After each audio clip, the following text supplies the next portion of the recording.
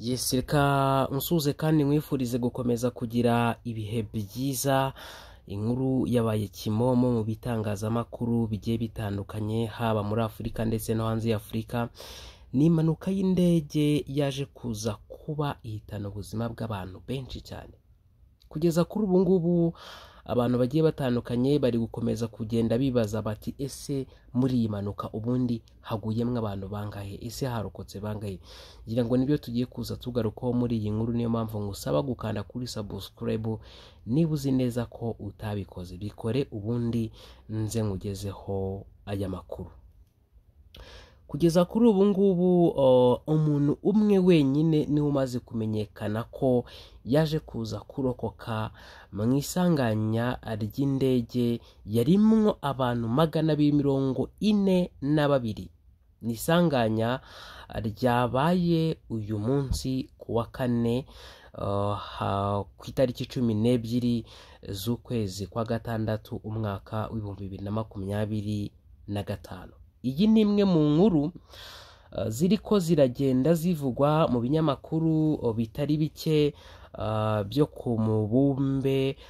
Ni isanganya y'indege yo mu Buhinde yitwa Air India 171 yariko cyangwa se yari iriho igana mu Bwongereza, imenagurikira hafi y'igisagara cya Ahmedabad cyo mu Buhinde.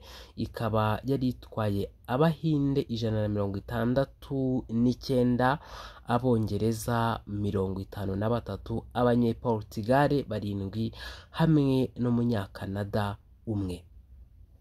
Igipolisi cyo mu gisagara cya Ahmedabad cyangwa se Ahmedabad kivuga ko bamaze gutora cyangwa se kubona umuntu umwe wenyene agihumeka, aho ni nyuma yuko itangazo ryari rimaze gusohoka bwa mbere ryavugaga ko nta muntu n'umwe waje kuza kuba warokoka iyi mpanuka. Umukuru wa polisi avuga ko uyu muntu babonye warokotse iyi mpanuka bahise bamujyana mu bitaro bya AN byo mu Buhinde, n'ubundi akaba arimwo ngo aranavurwa. Uyu nguyu warokotse iyi mpanuka akaba azwi ku izina rya Vishwash Kumar Ramesh. Akaba yari yicaye mu ntebe y'inyuma, n'ubundi afite nimero ngo ya A11 nk'uko ikinyamakuru 24 kibitangaza, kikaba kivuga ko afite n'akabari mu Bwongereza.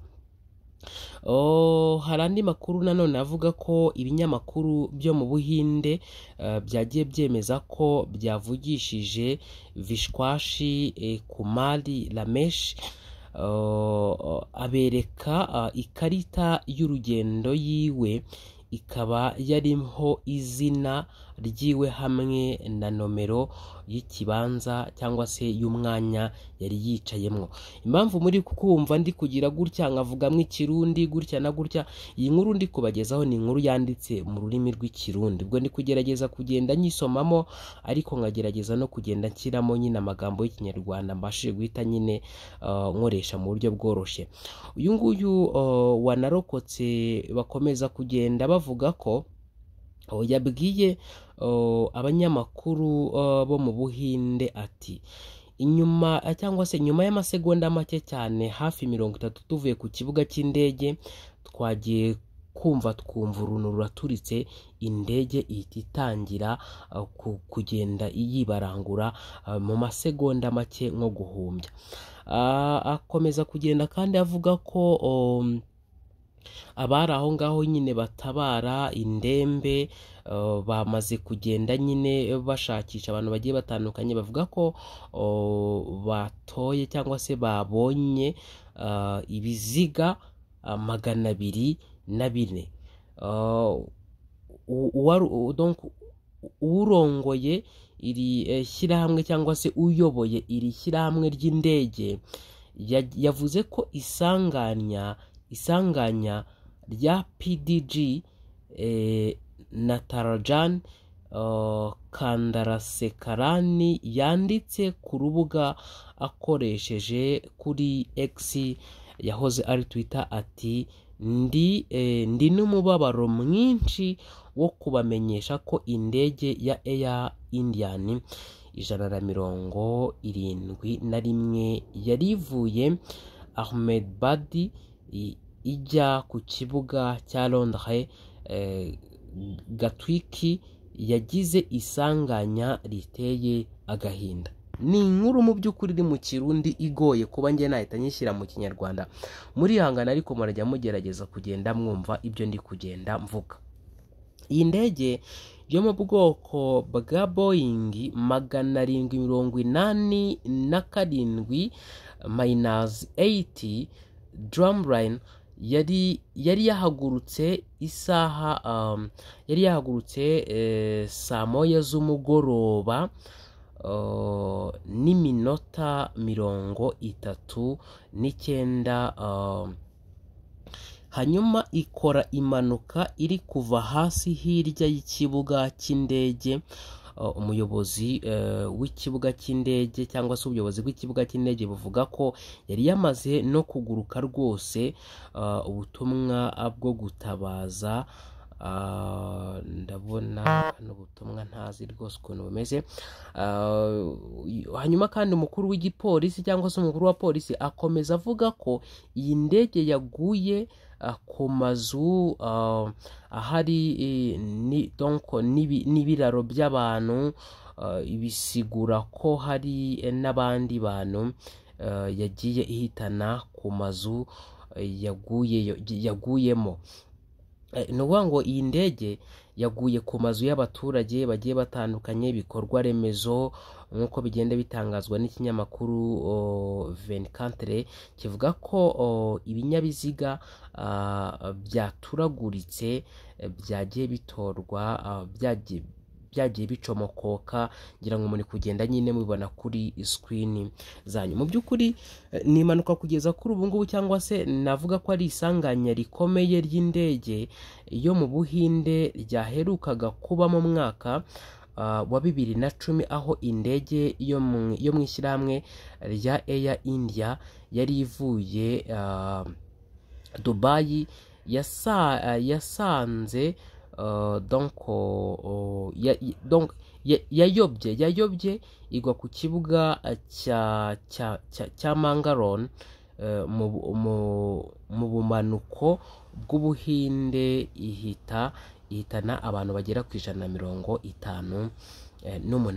Mu mwaka w'1996 mu Buhinde nabwo i New Delhi indege ebyiri zaje kuza kuba zagongana. Izo nazo zikaba zari zimwe mu ndege zo mu ishyirahamwe rya Saudi Arabia Airlines hamwe n'ishyirahamwe rya Kazakhstan Airlines. Abantu 349 bari muri izo ndege ebyiri, akaba nta muntu n'umwe wigeze urokoka nk'uko ikinyamakuru 24 kibitangaza.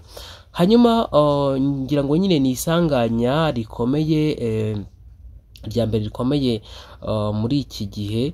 Navuga ko nanone iyo ryongeye kuba, ariko hagati aho ngaho hari amashyirahamwe y'Abanyamerika ya Boeing yakoze iyi ndege yavuze ko isanganya ryabaye uyu munsi ryamaze kumenyekana ko ryamaze kuba ryagira abantu rirokora muri iyi mpanuka y'iyi ndege. Ngira ngo kugeza kuri ubu ngubu nta nubwo hari hamenyekana ngo ni iki cyateye iyi mpanuka, gusa nuko bivugwa ko abantu benshi abantu bagera kuri 240 n'abangahe bari muri iyi ndege. Umuntu umwe wenyine ari wabashije kuboneka ko ashobora kuba ari we warokotse. Ndabashimiye kandi mifurije no gukomeza kugira ibihe byiza. Mukomeze kugenda mudukurikira amakuru n'ibiganiro tugenda tubagezaho umunsi kundi, naho amakuru yacu yo nakagaruka nko musanzwe mubimenyereye. Murabizi ko akazi kacu nakandi no kubagezaho amakuru agiye atandukanye abari kugenda avugwa hirya no hino ku isi dutuye. Mukomeze kugira ibihe byiza. Assalamu shalom shalom, hasta la vista.